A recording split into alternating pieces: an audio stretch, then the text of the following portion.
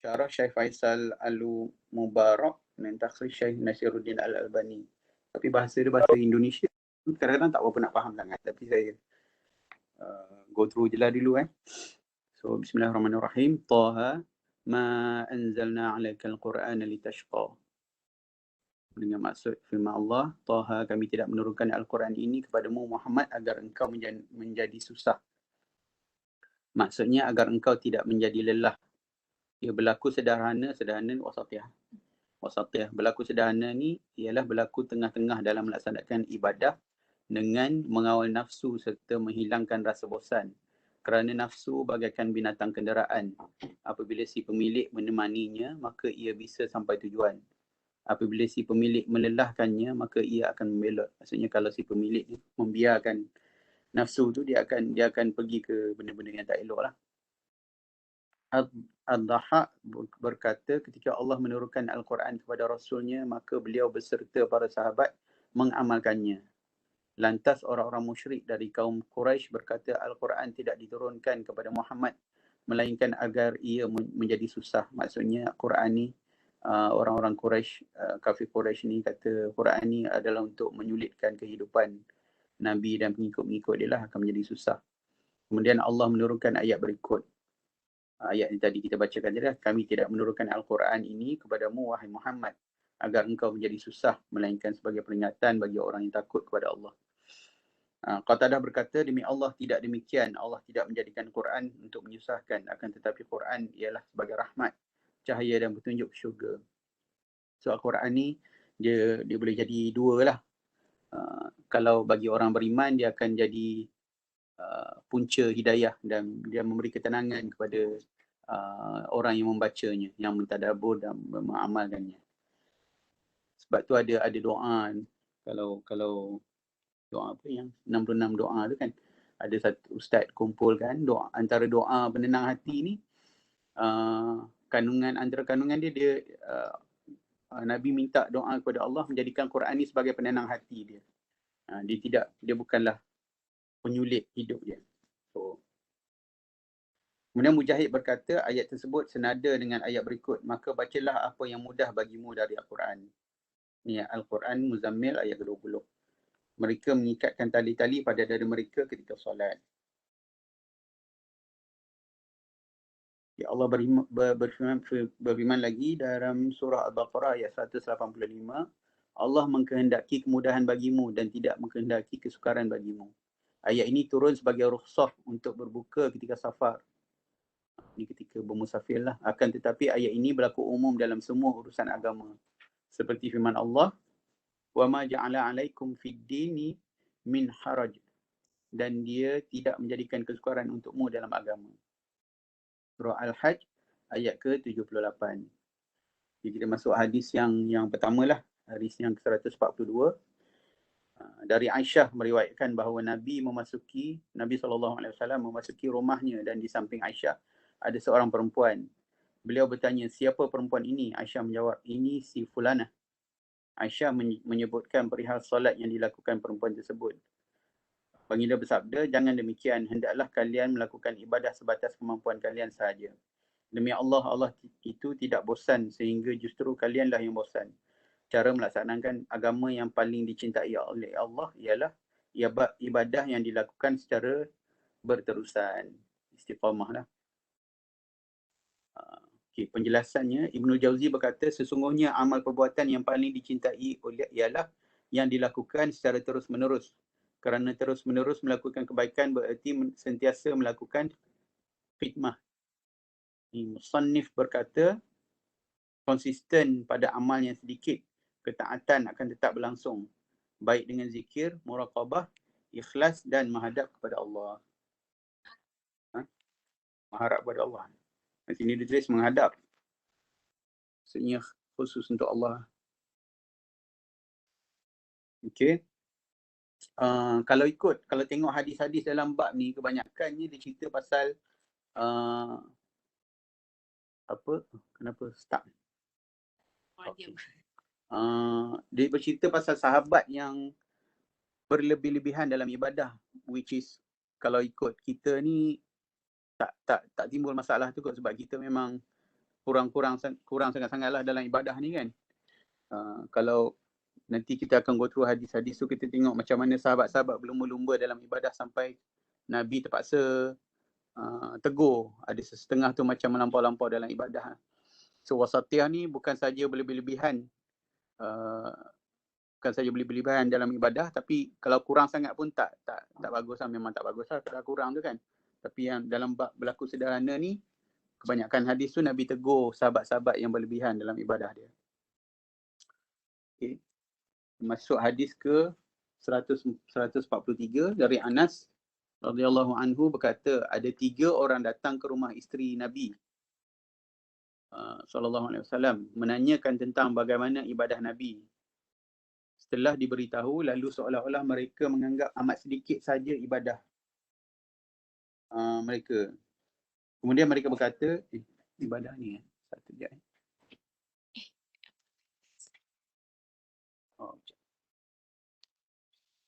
43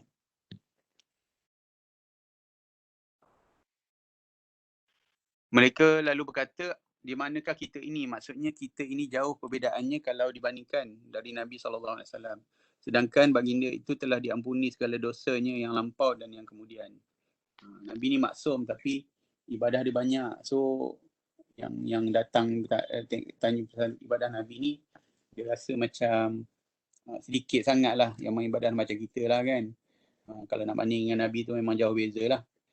Seorang dari mereka berkata, adapun saya ini, maka saya bersembahyang semalam suntuk selama-lamanya. Yang lainnya berkata, adapun saya, maka saya berpuasa sepanjang tahun dan tidak pernah saya berbuka. Yang seorang lagi berkata, adapun saya, maka saya menjauhi para wanita, maka saya pun tidak akan kahwin selama-lamanya.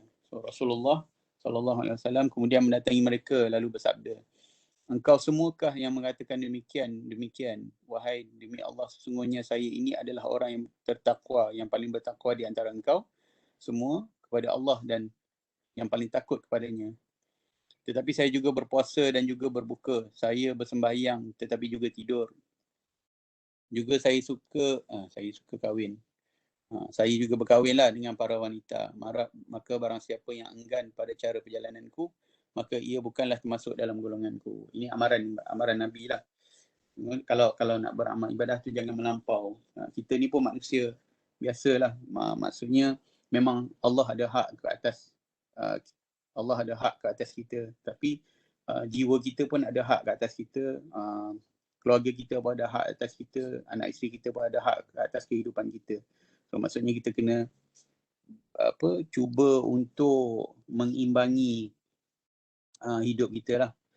Ada kalau macam nak tengok kehidupan praktikal kita sekarang ni, ada, bukan nak kata tak elok, tapi tengok ada jemaah kadang-kadang keluar berbulan-bulan tinggal anak isteri di rumah tanpa persediaan yang secukupnya ataupun sebetulnya yang ditinggalkan lah. Memanglah kalau nak ikutkan dakwah tu satu jihad, tapi Nabi berjihad pun ditinggalkan keluarga dia dalam keadaan cukup. Dia tak biarkan macam tu je. Kadang-kadang orang yang pergi berdakwah ni, kadang-kadang kita pelik dengar bapaknya bagus pergi berdakwah sana sini tapi anak ni jadi mak rempit lah. Ada yang kerja tunggang langgang, tak menjadilah, maksudnya bukannya kata anak tu tak elok, tapi sepatutnya jadi lebih baik. Dengan kita tengok bapak dengan anak tu, jadi gap dia jadi jauh.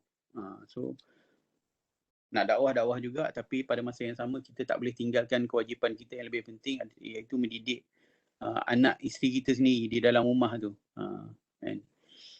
So mana sih? Okay, penjelasannya Nabi SAW juga berbuka agar mendapat kekuatan untuk berpuasa semula. Puasa ni pun puasa, kalau kata puasa sepanjang tahun, boleh jadi dengan puasa tu memang pahala memang banyak lah puasa sepanjang tahun kan, kalau nak ikut kan. Tapi dengan puasa tu juga mungkin memberi mudarat sebab badan kita ni berbeza-beza. Ada orang yang boleh tahan, ada orang yang tak boleh tahan. Kalau dah puasa sepanjang tahun tu sampai tak rehat langsung, mungkin boleh jadi gastrik ke, kena GERD ke kan. So dengan badan yang sakit tu, dia tak boleh continue dia punya ibadah tu. Itu lagi buruk bagi dia daripada memberi kebaikan. So baginda juga tidur agar mendapat kekuatan untuk melakukan ibadah. Kita selalu yang kita dengar cerita Nabi ibadah malam dia sampai bengkak kaki-kaki kan. Tapi dalam ni dia bagi tahu juga Nabi pun tidur. Dia tak adalah beribadah sepanjang malam. Dan kalau nak ikutkan tidur kita yang cukup tu untuk kita niat melakukan ibadah, tidur itu pun sendiri adalah ibadah kepada Allah. So kita tak boleh nak kata ibadah tu sekadar ibadah khusus saja. Kadang-kadang kita tak nampak benda-benda kecil-kecil tu kan. Sebenarnya tidur tu sendiri pun adalah ibadah kalau kita berniat untuk mendapatkan rehat dan seterusnya melakukan ketaatan kepada Allah. Dan bagi dia juga menikah untuk menyalurkan syahwat dan menjaga dirinya. So Nabi pun tak adalah dia macam setengah tengok agama Kristian, orang-orang Nasrani yang menyimpang daripada ajaran Islam yang sebenar. Dia pandai-pandai sendiri buat dia panggil apa, biara. Biara-biara, dan dia menjadikan wanita-wanita tu tak kahwin. Duduklah jaga gereja-gereja dia orang tu. Paderi-paderi dia pun tak boleh kahwin. Perempuan yang jaga biara pun tak boleh kahwin. Agama yang, ajaran yang pelik lah. Kononnya nak mendekatkan diri kepada Tuhan, tapi akidah dia sendiri pun rosak, dan pada masa yang sama syariat dia sendiri pun rosak.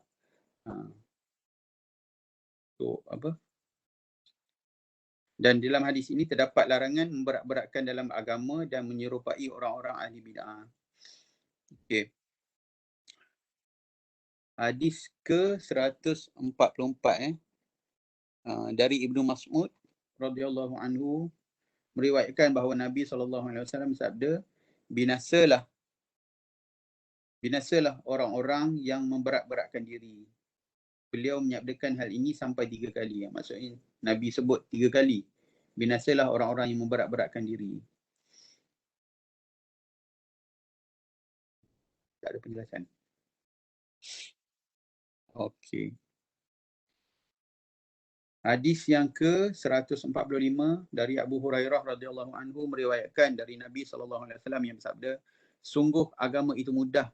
Tidaklah seseorang memberat-beratkan agama melainkan agama itu akan mengalahkannya.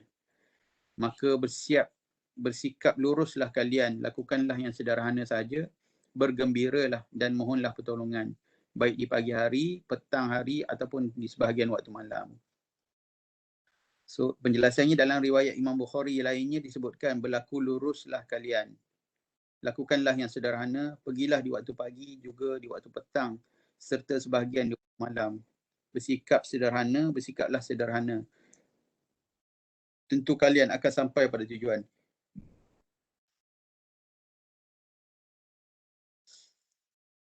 Penjelasannya, kata-kata di atas sebagai kata kiasan atau perumpamaan. Maksudnya ialah, hendaklah kalian semua memohon pertolongan untuk melakukan ketaatan kepada Allah dengan melakukan berbagai amal perbuatan ketika dalam keadaan bersemangat serta hati dalam keadaan lapang, sehingga kalian akan merasa nikmat melakukan ibadah, tidak akan merasa bosan dan kalian bisa mencapai tujuan kalian.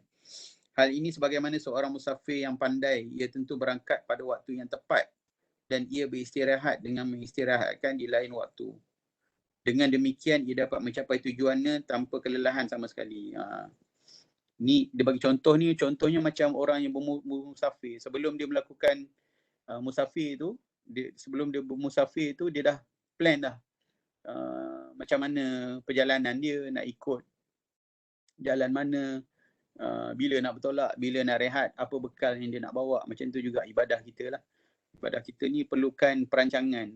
Contohnya kalau nak ikut sunnah Nabi yang Nabi biasa buat tu, dia mula hari pagi tu selepas bangun tidur tu dia mula dengan tahajud contohnya. Lepas tu sambung dengan solat subuh. Lepas tu zikir paginya. Lepas tu solat sunat syuruk, duha. Lepas tu sambung lagi dengan solat zuhur, dengan solat sunat lainnya yang melengkapi solat wajib tu. Lepas tu petangnya ada zikir petang. Malamnya pula ditutup dengan solat witir. So, benda-benda ni yang Nabi dah tunjuk sebenarnya. Tapi kadang-kadang biasalah manusia ni macam ada ustaz cerita tu, kadang-kadang Manusia ni seolah-olah dia beribadah tu dia untuk memuaskan nafsu dia. Dia bukan untuk orang kata apa? Bukan untuk Allah sebenarnya.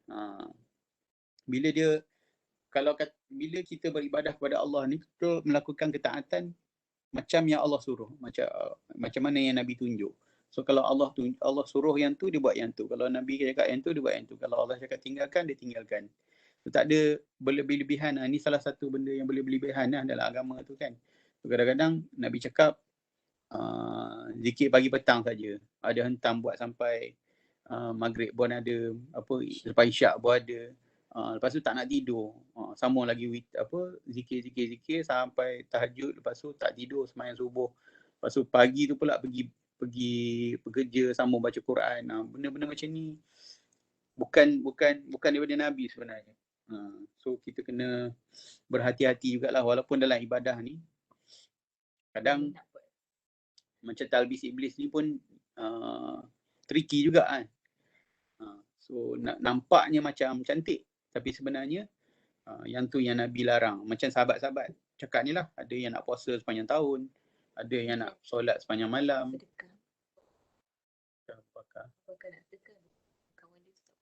Ada contoh jugalah yang rasa tu hadis yang sebelum ni yang ada sahabat Nabi, ada dua sahabat Nabi lah. Perbezaan sedekah Abu Bakar dengan seorang lagi sahabat Nabi. Bila Abu Bakar kata dia nak sedekahkan seluruh pahala dia, sedekahkan seluruh harta dia untuk jalan Allah, Nabi benarkan.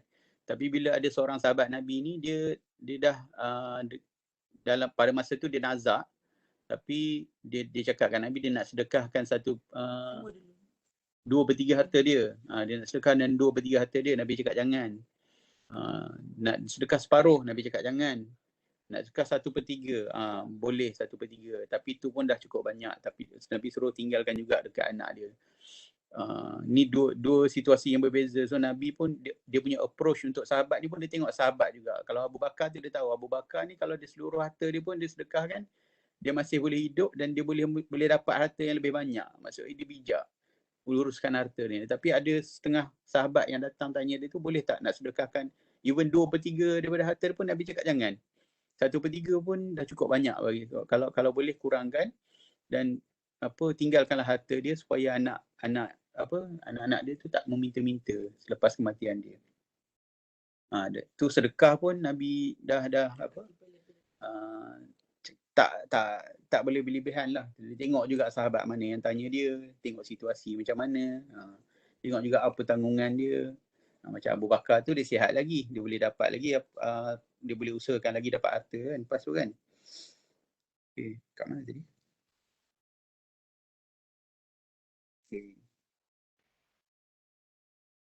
Kemudian Allah berfirman, maka apabila kamu telah selesai dari sesuatu urusan, kerjakanlah dengan sungguh-sungguh urusan yang lain dan hanya kepada Rabb-Mu lah hendaknya kamu berharap. Kemudian ada dengar juga Ustaz cakap tadi, wasatiyah Nabi ni dalam beribadah kadang-kadang ada ulama cerita Nabi solat sunat fajar. Kadang-kadang Nabi baca selalunya lah, paling-paling pun 60 hingga 100 ayat sekali solat. So, itu wasatiyah bagi Nabi lah. Kalau macam kita ni, kalau rasa banyak sangat mungkin alam nasyurah tu pun dah kira macam wasatiyah bagi kita lah kan. Tapi kalau boleh lebihkan sedikit lah.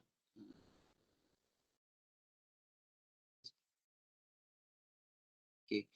So hadis yang 146 dari Anas radhiyallahu anhu berkata, Nabi SAW masuk masjid. Ternyata ada seutas tali yang memanjang antara dua tiang. So ada antara dua tiang tu ada seutas tali yang panjang. Lantas baginda bertanya, tali apakah ini? Orang-orang menjawab, ini adalah tali milik Zainab. Zainab isteri Nabi. Jikalau ia sudah lelah dalam solatnya, maka ia akan bergantung pada tali itu. Maksudnya Zainab ni pun ahli ibadah lah. Kalau dia penat, dia akan bergantung kepada tali yang diikat dalam masjid tu. Nabi bersabda, lepaskanlah sahaja tali itu, hendaklah seseorang melakukan solat di waktu ia sedang bersemangat. 140. Maksudnya ketika dia sedang kuatlah. Maka jikalau ia telah merasa malas, baiklah ia tidur sahaja. Malas ni maksudnya merasa lelah lah, merasa letih. Maksudnya Nabi tak paksa pun. Kalau kata dalam solat, kalau dah mengantuk tu, tidurlah dulu. Bila tidur, barulah kita teruskan beribadah. Saya pun ada dulu masa sekolah dulu ada jugalah pengalaman. Malam ustaz-ustaz panggil turun qiyamul lail. Ada member sebelah tengah-tengah qiyam berjalan. Bila tanya dia mimpi dia jalan atas titi. Tu contoh-contoh yang tak sepatutnya berlaku lah kan. Kalau kata letih tidurlah dulu. Kalau kata dah habis lelah tu bangunlah solat. So intisari hadis, motivasi untuk bersikap sederhana dalam beribadah, larangan memberatkan diri dalam beribadah, perintah menghadap untuk beribadah dengan giat, diperbolehkan bagi perempuan melakukan solat sunat di masjid ketika aman dari fitnah. Itu intipati hadis. Kemudian kita teruskan ke hadis yang ke-147 dari Aisyah radhiyallahu anha bahwasanya Rasulullah sallallahu alaihi wasallam bersabda, apabila salah seorang di antara kalian telah mengantuk padahal ia sedang melakukan solat, maka hendaklah ia tidur dulu sehingga rasa mengantuknya hilang. Kerana sesungguhnya salah seorang di antara kalian jika melakukan solat dalam keadaan mengantuk, maka ia tidak tahu, barangkali ia hendak memohon ampunan kepada Allah, tapi ia justru mencaci maki dirinya sendiri. Ni apa? Samalah macam cerita sahabat Nabi yang jadi imam tu kan, baca surah Al-Kafirun tu. Tersalah baca. Itu sebab dia mabuk. Tapi dalam kes ni, kadang-kadang rasa mengantuk tu pun menyebabkan kita macam terlupa ayat apa yang kita baca kadang kan. So kadang-kadang nak baca doa untuk minta pertolongan Allah, tiba-tiba baca doa laknat pula untuk diri sendiri. Jadi tak bagus lah jadi ni. Di dalam hadis ni terdapat perintah kepada orang yang mengantuk ketika solat untuk menghentikan solatnya. Kalau orang mengantuk, berhenti dulu. Maksudnya setelah ia menyempurnakan solatnya dengan solat yang ringan. Okay. Hadis yang ke-148 daripada Abu Abdullah Jabir bin Samurah berkata, saya pernah melakukan solat dengan Nabi beberapa kali solat. Maka solat yang beliau lakukan itu sedang-sedang saja dan khutbahnya pun sedang-sedang saja. Penjelasannya, di dalam hadis ini terdapat kesunahan bersikap sederhana dalam solat, khutbah dan segala urusan.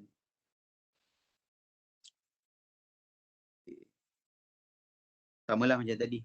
Ini contoh yang dia bagi dalam solat dan khutbah lah. So ada sahabat Nabi ni, dia pernah melakukan solat dengan Nabi. Dia kata Nabi ni solat kalau jemaah tu dia lakukan secara sedang-sedang ni maksudnya tak lama tak cepat lah. Dan khutbah dia pun tak lama sangat, tak cepat sangat. Nabi ni consider lah kadang-kadang jemaah ni pun ada yang kanak-kanak, ada yang orang tua yang tak larat kan. Sahabat-sahabat ni pun macam-macam. So tak lama tak cepat. Tapi kalau Nabi seorang-seorang tu dia lakukan ikut kemampuan dia. Tapi masih lagi dia tak meninggalkan rehat. Masih lagi dia tak meninggalkan keluarga dia. Makan minum dia masih jaga. Okay. So hadis yang ke-100 ada siapa-siapa nak tambah ke? Kalau tak ada, saya sambung lagi. Hadis yang berikutnya, hadis yang ke-149. Dari Abu Juhaifah Wahab bin Abdullah berkata, Nabi SAW mempersaudarakan antara Salman dan Abu Darda. Ini Ustaz kata, pada zaman dulu Nabi ni kalau dia tengok sahabat macam Salman ni, mungkin dia baru masuk Islam, duduk seorang-seorang antara golongan Ansar dan Muhajirin ni, Nabi dia akan cuba satukan, dia macam pair kan, macam Kalau yang tak ada isteri mungkin boleh kahwin dengan orang-orang Ansar untuk satukan, untuk mempersaudarakan dia orang ni lah.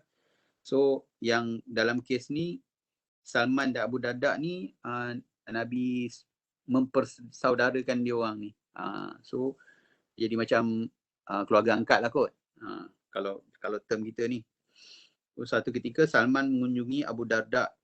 Ia melihat Ummu Darda. Ummu Darda ni isteri Abu Darda lah. Mengenakan pakaian yang serba kusut. Nampak macam kalau dah dia tegur ni mungkin nampak macam selekeh sikit lah. So lantas Salman pun bertanya, mengapa keadaanmu sedemikian? So Ummu Darda pun menjawab, saudaramu Abu Darda sudah tidak perlukan lagi pada dunia. Maksudnya cuba dia nak hidup dalam keadaan zuhud lah. So pakaian dia pun tak terjaga, pakaian isteri sendiri dia pun nampak macam kusut. Sampai Salman ni tertanya-tanya kenapa jadi sampai macam tu lah. So kemudian Abu Darda pun balik dan ia membuatkan makanan untuk Salman.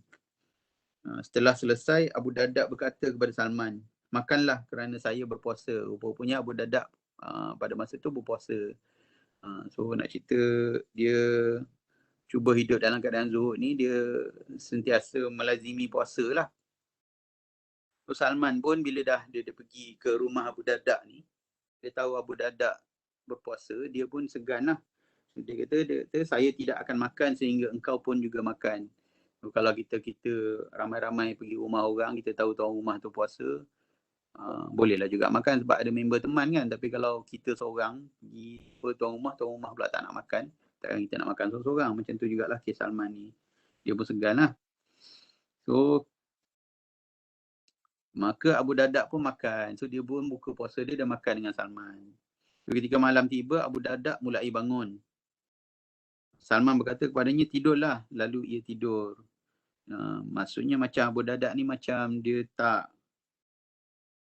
tidur dia sekejap ataupun tak tidur langsung, dia terus pergi bangun untuk pergi beribadah. So, Salman kata tidurlah dulu. Lalu ia tidur.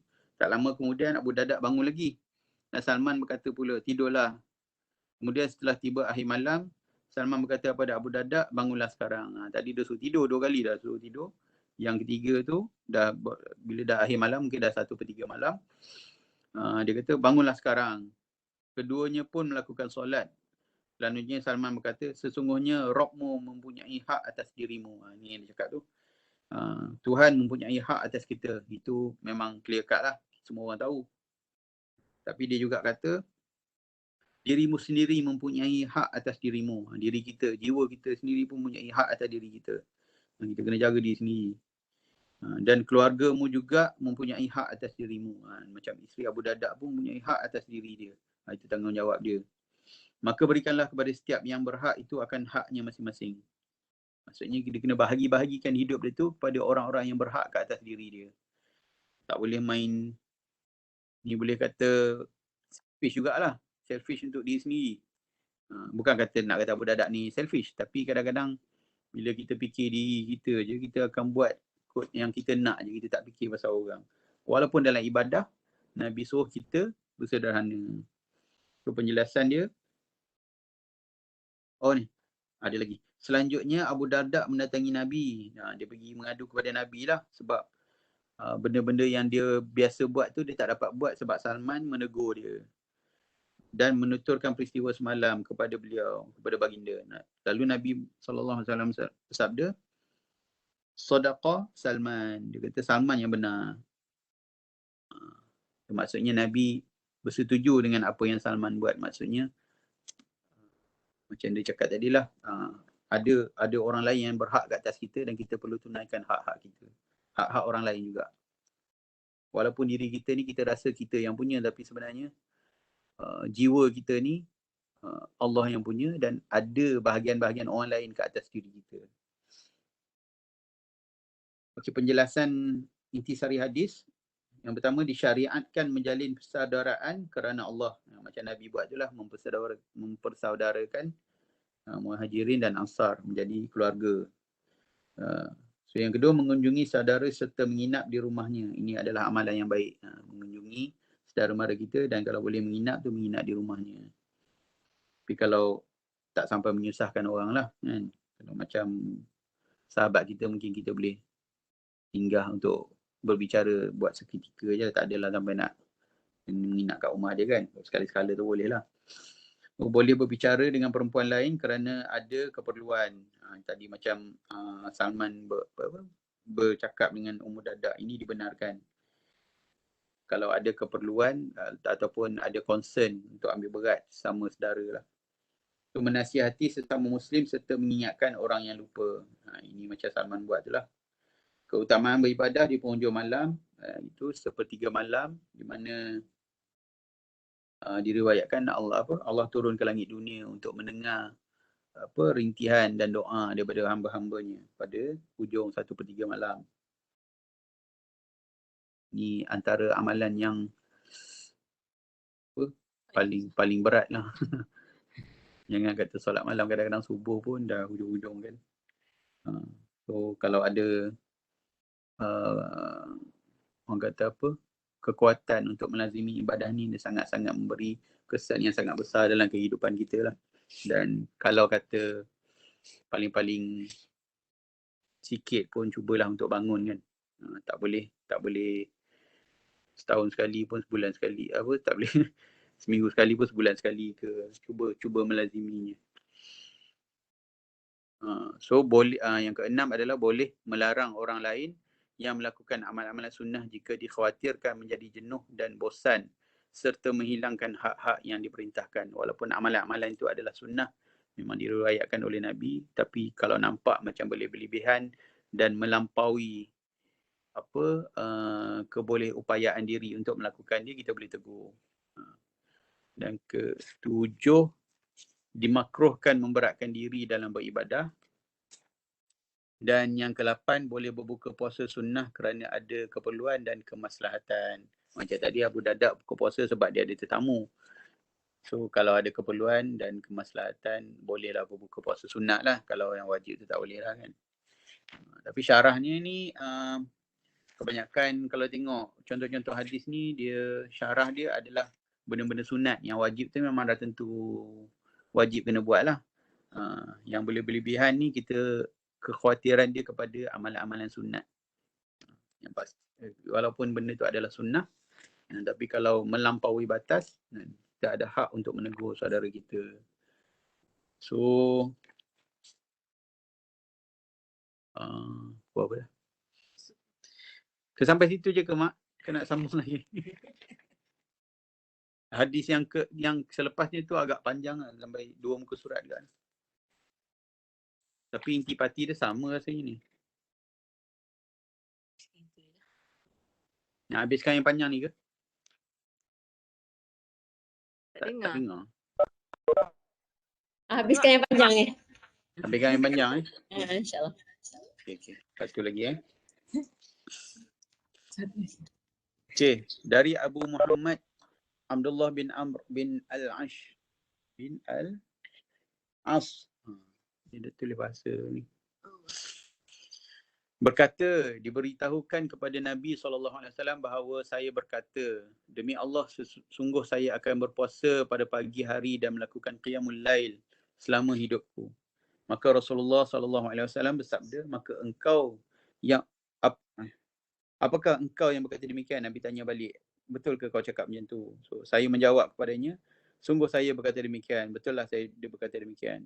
So Nabi bersabda, sesungguhnya engkau tidak akan kuat melaksanakan itu. So Nabi pun, dia sebagai Rasulullah ni, dia diberi kebijaksanaan oleh Allah. Nabi dah macam boleh predict lah. Sesungguhnya engkau tidak akan kuat melaksanakan itu. Oleh kerana itu, berpuasalah dan berbukalah. Tidurlah dan lakukan qiyamul lail. Berpuasalah 3 hari dalam sebulan. Kerana sesungguhnya satu kebaikan itu dibalas dengan 10 kali lipatnya. Jadi puasa tersebut sama dengan berpuasa setahun penuh. Nabi sarankan puasalah sebulan 3 hari. Sehari dia puasa tu ada 10 kali lipatan ganjaran dia. Maksudnya 30 lipat lah 3 hari kan. So maksudnya sebulan tu dapat 30 ganjaran. So kalau dia buat tiap-tiap bulan, dia dapatlah setahun puasa penuh. Itu yang Nabi sarankan. Tapi pada masa tu mungkin dia muda lagi. Dia berkata pada Nabi, sesungguhnya saya masih kuat beramal yang lebih utama dari itu. Dia kuat je, dia nak buat lebih daripada itu. Nabi bersabda, kalau begitu puasalah sehari dan bukalah 2 hari. Selang. Maksudnya sehari puasa, 2 hari tak puasa. Lepas tu Abdullah bin Amru ni dia pun kata lagi, dia sungguh saya masih kuat beramal yang lebih utama dari itu. Dia nak lebih lagi. Lepas tu baginda bersabda, kalau begitu berpuasalah sehari dan berbukalah sehari pula. Itu adalah puasa Nabi Daud alaihi salam, dan inilah puasa yang paling adil. Dalam riwayat lain disebutkan itu adalah berpuasa yang paling utama. Puasa Nabi Daud ni puasa yang paling utama lah. Nabi kata itu yang paling baik, dan jangan lebih daripada itulah kalau boleh. So Abdullah berkata balik, saya berkata pula, sungguh saya masih kuat beramal yang lebih utama daripada itu. Dia cakap kat Nabi, dia nak buat lebih lagi. Rasulullah SAW sabda, tidak ada yang lebih utama daripada puasa Nabi Daud alaihissalam. Sungguh seandainya dulu saya menerima 3 hari, yang ni bila dia cerita ni bila dia dah tua lah, bila dia dah tak larat. Dia kata sungguh seandainya dulu tu maksud muda dia lah, dia cerita balik conversation dia dengan Nabi tu. Seandainya dulu saya menerima 3 hari yang disabdakan oleh Rasulullah SAW tu, lebih ku cintai daripada seluruh keluarga dan hartaku. Maksudnya dia macam tak adalah menyesal, tapi dia kata kalau dia terima saranan Nabi yang pertama tu, puasa 3 hari sebulan, lebih dia cintai daripada seluruh keluarga dan hartaku. So Nabi bagi dia ada step-step dia lah. Kalau kata paling kuat puasa Nabi Daud, puasa sehari, tak puasa sehari. Kalau boleh selangkan, sehari puasa, 2 hari tak puasa. Kalau kalau ikut saranan Nabi pertama tu 3 hari saja sebulan. So ambil hari Isnin ke. Tapi selalunya kita ni kalau Isnin dengan Khamis tu pun boleh je sebenarnya kan. Kalau kata nak ambil 3 hari sebulan tu rasa sikit, ambil je lah Isnin Khamis. Seperti saranan Nabi. Dan kalau rasa boleh lagi, selang-selang sehari, 2 hari tak puasa. Dan kalau boleh lebih lagi, puasalah seperti puasa Nabi Daud. So dalam riwayat lain disebutkan, ini cerita lebih kurang sama, tapi dalam riwayat lain Nabi SAW bersabda, bukankah saya telah diberitahu bahawa engkau berpuasa pada siang hari dan melakukan qiyamul lail setiap malam? Saya menjawab, benar wahai Rasulullah. Kemudian beliau bersabda, jangan lakukan demikian itu, berpuasalah dan berbukalah, tidurlah dan bangunlah. Kerana sesungguhnya tubuhmu mempunyai hak atas dirimu. Kedua matamu pun mempunyai hak atas dirimu. Isterimu juga mempunyai hak atas dirimu. Tamumu pun mempunyai hak atas dirimu. Sesungguhnya sudah cukup jika untuk setiap bulan engkau berpuasa 3 hari. Kerana sesungguhnya bagimu setiap kebaikan itu diberi pahala 10 kali lipatnya. Jadi puasa tersebut sama dengan berpuasa setahun penuh. Dan dia cerita, saya telah memberat-beratkan diri, maka diberatkan atas diriku. Saya berkata, wahai Rasulullah, sesungguhnya saya masih mempunyai kekuatan.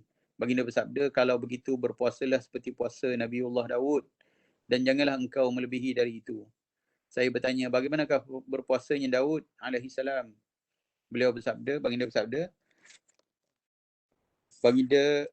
Nabi Daud berpuasa setengah tahun. Setengah tahun tu puasa sehari, tak puasa sehari lah.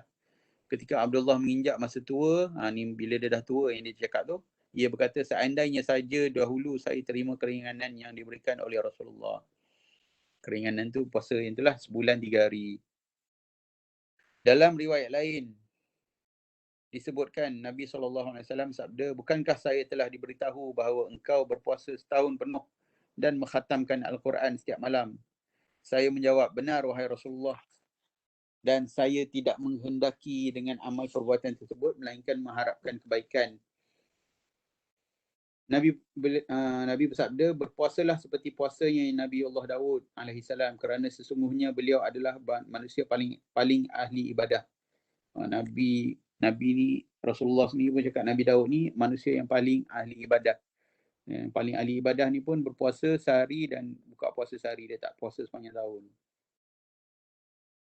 Dan khatamkanlah Al-Quran sekali dalam sebulan. Ini yang paling, boleh kata paling minimum lah yang disarankan oleh Nabi. Kalau macam kita ni mungkin berbulan-bulan. Tapi saranan Nabi ni khatam sekali sebulan. Sekali sebulan maksudnya macam biasa buat dalam bulan Ramadan lah. Setiap kali lepas solat berapa lai? 4 lai. 4 muka surat. 4 muka surat. 4 muka surat. Dapatlah sebulan sekali. Saya berkata, wahai Nabi Allah, sungguh saya masih kuat melakukan yang lebih utama daripada itu. Beliau bersabda, kalau begitu khatamkanlah sekali setiap 20 hari. Setiap 20 hari, Nabi kata. Lepas tu dia kata balik, ya Nabi Allah, sebenarnya saya masih kuat yang lebih utama dari itu. Baginda bersabda, kalau begitu khatamkanlah sekali dalam setiap 10 hari. Lepas tu dia bagi tahu Nabi balik, ya Nabi Allah, saya masih kuat melakukan yang lebih utama daripada itu. Beliau bersabda, baginda bersabda, kalau begitu khatamkanlah saja Al-Quran sekali dalam 7 hari dan jangan melebihi dari itu. Ini saranan Nabi ni. Khatamkan sekali dalam 7 hari. Jadi saya memberatkan diri sendiri lalu diperberatkanlah amalan itu atas diriku. Nabi SAW bersabda kepadaku, sesungguhnya engkau tidak tahu barangkali engkau akan diberi usia yang panjang. Nabi dah awal lagi Nabi dah pesan. Sekarang ni mungkin boleh komit, tapi bila dah berusia, mungkin lagi kita dah tak banyak. Penglihatan kita pun dah kabur. Kita susah nak komit baca satu malam satu juzuk. Even satu malam satu juzuk pun dah agak berat. Nabi kata, Nabi ikut saranan Nabi tu sebulan satu kali khatam. Maka jadilah saya sampai pada usia tua sebagaimana yang disabdakan oleh Nabi SAW. Setelah saya berusia tua, saya ingin sekali kalau dahulu saya menerima saja keringanan yang diberikan oleh Nabi Allah. Dalam riwayat lain disebutkan, sesungguhnya anakmu pun memiliki hak atas dirimu. Juga dalam riwayat lain disebutkan, tidak dibenarkan seseorang yang berpuasa terus sepanjang tahun. Disabdakan sebanyak 3 kali. Dalam riwayat lain disebutkan demikian, puasa yang paling dicintai oleh Allah adalah puasanya Nabi Daud. Sedang solat yang paling dicintai oleh Allah juga solatnya Nabi Daud. Beliau tidur separuh malam, lalu bangun di sepertiga malam. Ini macam yang Nabi selalu sebutlah. Kemudian tidur lagi 1/6 malam. Ia berpuasa sehari dan berbuka sehari. Dia tidak akan lari jika berhadapan dengan musuhnya. Dalam riwayat lain disebutkan, ia berkata, ayahku penikah. Ni riwayat lain lah. Ini ada seorang perempuan, dia beritahu, ayahku menikahkanku dengan seorang lelaki. Ayahku menikahkanku dengan seorang perempuan yang memiliki nasab baik. Ayahku membuat janji dengan menantunya untuk menanyakan tentang keadaan suaminya. Perempuan tersebut berkata kepada bapa mentua dia ni lah, sebaik-baik lelaki ialah suamiku. Ia tidak pernah menginjak tempat tidurku dan tidak pernah membuka penutupku sejak aku datang kepadanya. Setelah peristiwa itu berlalu lama, maka ayah dia ni pun memberitahukan hal tersebut kepada Nabi SAW. Lalu beliau bersabda, pertemukanlah saya dengan lelaki itu. Saya pun datang menemui Nabi SAW. Lalu beliau baginda bertanya, bagaimana caramu berpuasa? Saya menjawab, saya berpuasa 3 hari. Beliau bertanya, bagaimana cara kamu mengkhatamkan Al-Quran? Saya menjawab, setiap malam saya khatamkan 1 kali. Selanjutnya, perawi menyebutkan sebagaimana riwayat di depan, ia membaca Al-Quran kepada isterinya 1/7 bahagian yang hendak ia baca dalam hari itu. Ia membacanya di waktu siang agar lebih ringan di malam harinya. Jika ia hendak menguatkan dirinya, ia tidak berpuasa selama beberapa hari dan ia menghitung jumlah hari tersebut. Kemudian ia berpuasa sebanyak hari itu pula. Kerana ia tidak senang kalau meninggalkan sesuatu sejak ia berpisah dengan Nabi SAW. Semua riwayat di atas adalah sahih. Sebahagian besar terdapat dalam kitab Sahih Bukhari dan Sahih Muslim. Dan hanya sedikit saja yang tertera dalam salah satu kedua kitab tersebut. Penjelasannya dalam hadis ini terdapat dalil bahawa puasa yang paling utama ialah puasa sehari dan berbuka sehari. Dan dimakruhkan melebihi dari hal itu. Ini puasa Nabi Daud. Dalam syarah ni dia bagi tahu even makruh melebihi apa yang Nabi ceritakan puasa Nabi Daud tu. Al-Khattabi berkata kesimpulan kisah Abdullah bin Umar ialah bahawa Allah tidak menjadikan ibadah bagi hambanya hanya puasa semata. Akan tetapi Allah menjadikan ibadah bermacam-macam. Maka apabila seseorang telah mencurahkan segenap kemampuannya pada suatu ibadah tertentu, pasti ia akan bermalas-malasan dalam ibadah yang lain. Ibadah ni dalam Islam sendiri, kalau kata kita ni pun bukannya malaikat kan. Malaikat bolehlah kadang-kadang Allah memang ada setengah malaikat tu Allah perintahkan dia untuk rukuk saja, ada yang sujud saja. Tapi untuk bagi manusia ni, ibadah manusia ni Allah bagi pelbagai-bagai sebab Allah tahu kemampuan manusia ni ada setengahnya yang boleh puasa banyak, ada setengah tu keinginan dia untuk baca Quran banyak. Tapi masih diberi kepelbagaian dalam ibadah tu. Tadilah kita kan kita lakukan amalan perbuatan yang kita nampak macam keduniaan, contohnya berehat, tidur, tapi kita tak terfikir kadang benda-benda tu pun adalah ibadah kepada Allah kalau niat kita betul untuk merehatkan diri, untuk melakukan ibadah yang lebih baik. Yang lebih utama ialah bersikap sederhana dalam ibadah agar masih tersisa sebahagian energi ni kekuatanlah untuk ibadah lainnya. Al-Hafiz berkata di dalam kisah Abdullah bin Umar terdapat beberapa faedah. Ini Al-Hafiz berkata dalam kisah Abdullah ni ada beberapa faedah, iaitu penjelasan tentang kelemah lembutan Rasulullah SAW terhadap umat dia. Kasih sayang beliau terhadap umatnya. Memberikan petunjuk umatnya kepada hal yang baik untuk mereka. Memberi motivasi untuk melakukan hal yang mampu dilakukan oleh mereka secara berterusan. Dan melarang mereka dari memberatkan diri dalam ibadah kerana khawatir dalam menyebabkan jenuh atau meninggalkan sebahagian ibadah yang lainnya. Ni antara kerisauan Nabi lah. Kadang-kadang kita memberatkan ibadah. Kita rasa mungkin hari ni kita banyakkan solat. Kita mungkin sepanjang malam kita solat. Tapi disebabkan keberatan ibadah kita pada malam tu, esoknya tu kita rasa malas dan terus kita tinggalkan. Itu adalah orang kata kerugian yang lebih besar. Yang lebih baiknya kita buat berterusan walaupun sedikit. Itu yang cuba Nabi tekankan.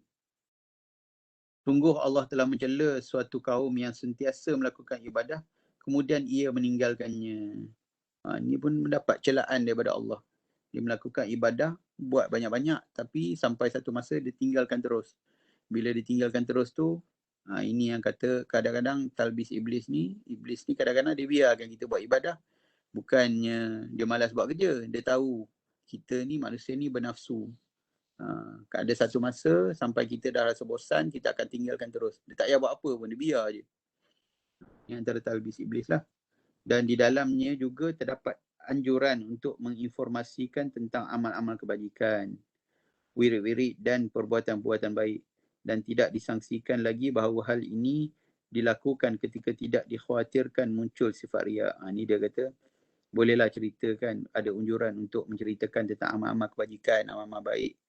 Tapi pada masa yang sama kita kena jaga hati agar kita tidak muncul riak dalam kita menyampaikan maklumat. So ini pesan kepada diri kita, dari saya sendiri dan untuk semua lah.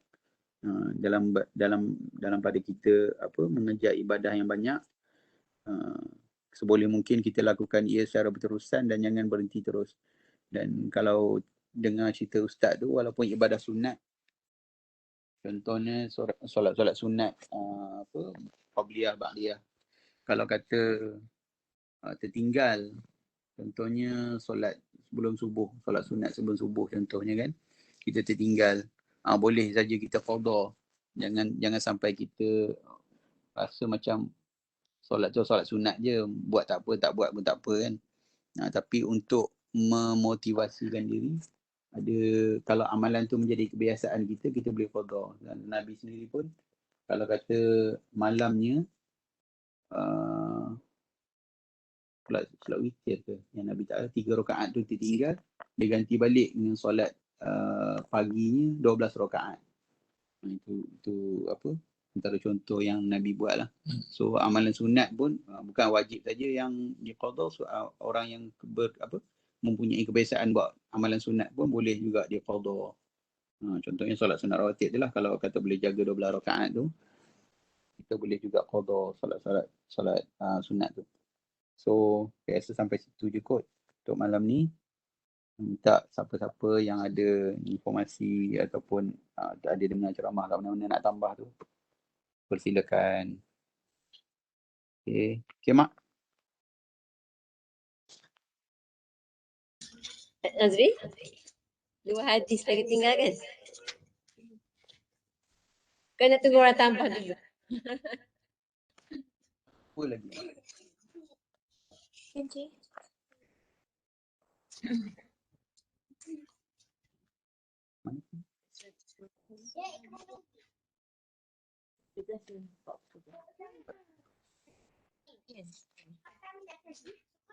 Kan Nazri tu kita raikan orang nak tambah lah dulu kot. Ataupun nak bagi pandangan. Oh ni habis. Boleh. Nak habiskan ke Mak? Tinggal tunggu lagi tu bagi pandangan Mak. Baik kita habiskan nanti minggu depan start topik baru. Okey. Kita sambung Boleh. Okey. Dari Abi Rib'i Hanzalah Rabi' Ar-Rabi' Al-Usaydi Al-Katib. Al-Katib ni, kalau Al-Katib ni gelaran pada Hanzalah. Ni jurutulis Rasulullah SAW. Dia berkata, Abu Bakar bertemu denganku. Lalu ia berkata, bagaimana keadaanmu, wahai Hanzalah? Saya menjawab, Hanzalah takut kalau sampai menjadi seorang munafik. Lain macam dia punya jawapan kepada Abu Bakar tu. Abu Bakar berkata lagi, Maha suci Allah, apa yang engkau ucapkan itu. Abu Bakar terkejut. So Hanzalah pun menjawab, semula kita berada di sisi Rasulullah SAW, beliau memberi peringatan kepada kita.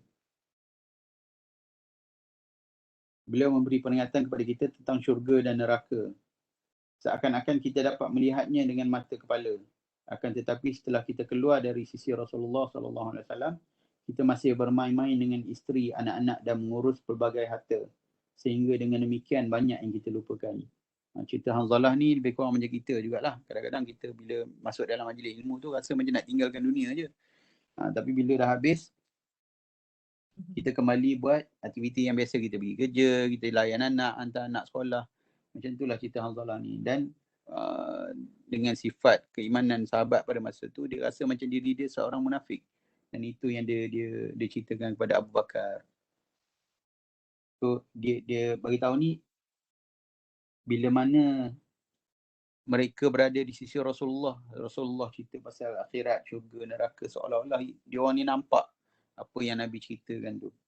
Rasa takut, rasa gerun, rasa seronok dengan syurga, neraka tu. Rasa macam nak mengutamakan akhirat. Tapi bila dah habis tu, bukan keutamaan lah, dia masih lagi melayani isteri, anak-anak dan menguruskan harta dengan kerja dia, perniagaan dia orang. Dan dia rasa macam benda tu seolah-olah dia berpura-pura dalam mentaati Allah. Abu Bakar berkata balik, demi Allah sesungguhnya saya juga pernah merasakan seperti yang kau rasakan. So Abu Bakar pun cakap, dia pun sendiri macam tu. Kan? Tapi dia terkejutlah dengan statement Hanzalah tu, bahawa dia takut kalau sampai jadi seorang munafik. Kemudian Hanzalah dan Abu Bakar berangkat ke tempat Rasulullah SAW lalu berkata, Hanzalah takut kalau sampai menjadi seorang munafik, ya Rasulullah. Lantas Rasulullah SAW bertanya, mengapa demikian? Hanzalah menjawab, ya Rasulullah, kita semula ada di sisi engkau dan engkau memberi peringatan kepada kita tentang neraka dan syurga. Seakan-akan kita dapat melihatnya dengan mata kepala. Akan tetapi setelah kita keluar dari sisi Rasulullah, kita masih bermain-main dengan isteri, anak-anak dan mengurus pelbagai harta. Sehingga dengan demikian banyak yang kita lupakan. Maka Rasulullah SAW bersabda, demi zat yang jiwaku ada di dalam genggamannya, jika kalian semua sentiasa sebagaimana keadaan kalian di sisiku, dan juga sentiasa berzikir. Pastilah para malaikat itu menjabat tangan kalian, baik ketika kalian di tempat tidur dan di jalan. Akan tetapi wahai Hanzalah, sesaat dan sesaat, sebanyak 3 kali.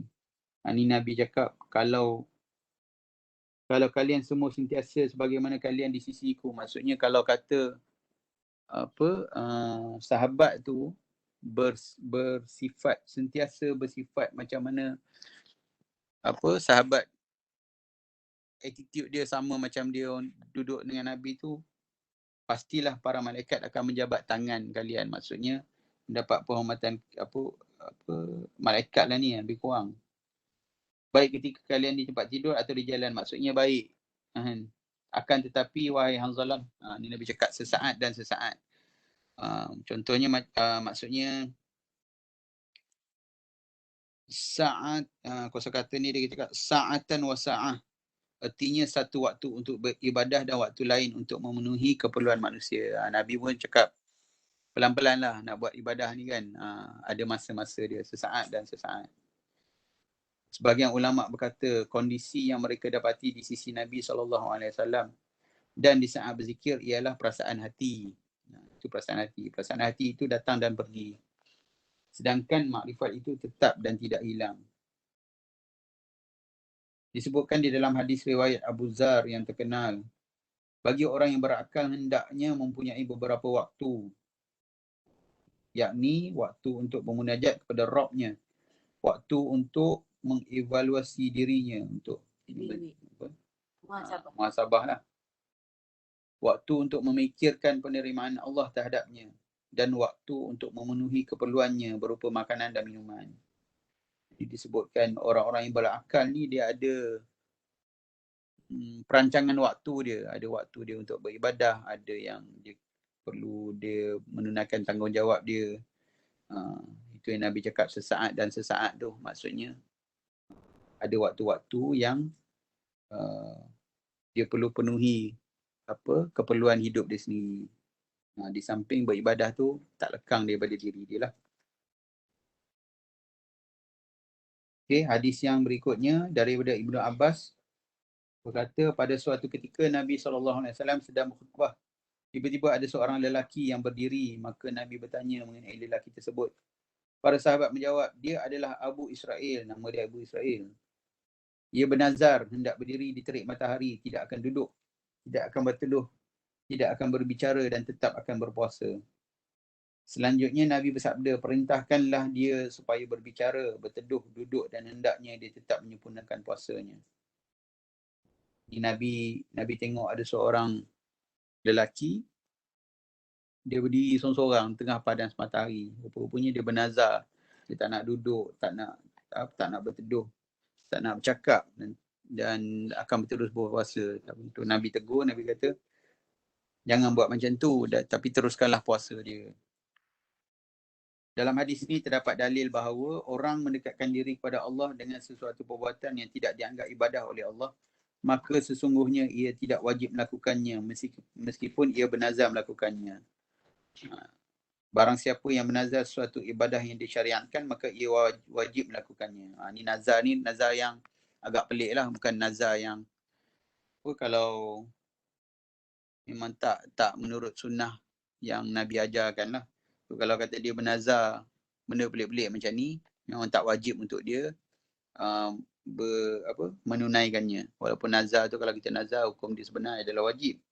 Tapi kalau bernazar dalam ibadah yang disyariatkan, dia wajib dilakukan. Dan dalam kes ni dia tak wajib tunaikan lah. So dalam hadis yang lain disebutkan, barang siapa yang bernazar melakukan ketaatan kepada Allah, maka hendaklah ia melakukannya. Dan barang siapa bernazar melakukan kemaksiatan kepada Allah, maka janganlah ia melakukannya. Tadi jugalah, kalau kata bernazar melakukan kemaksiatan, contohnya kalau kata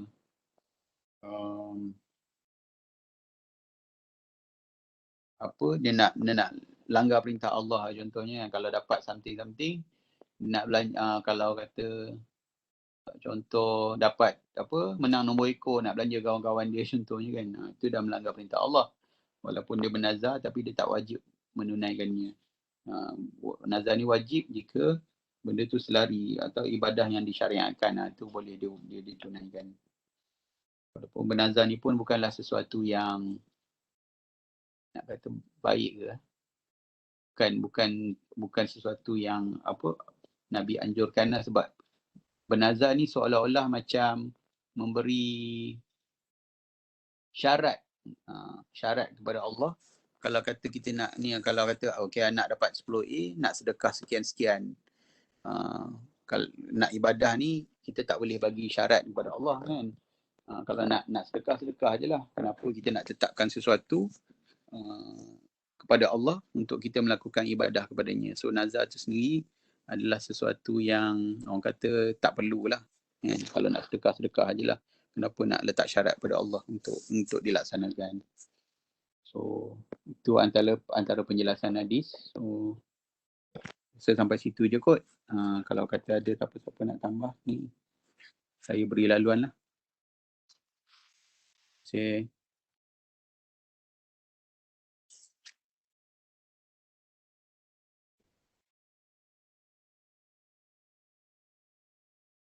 Jazakallah khair Nazri, insyaAllah. Jadi itulah mak beri peluang lah untuk siapa nak tambah ke ataupun nak sikit lah ulasan ke apa yang Nazri dah rumusan lah atas apa yang Nazri buat ni, insyaAllah. Siapa nak bagi.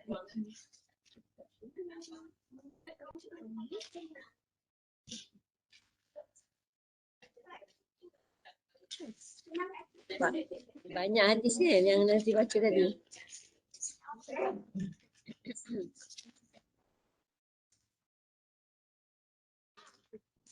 Belum sesuatu.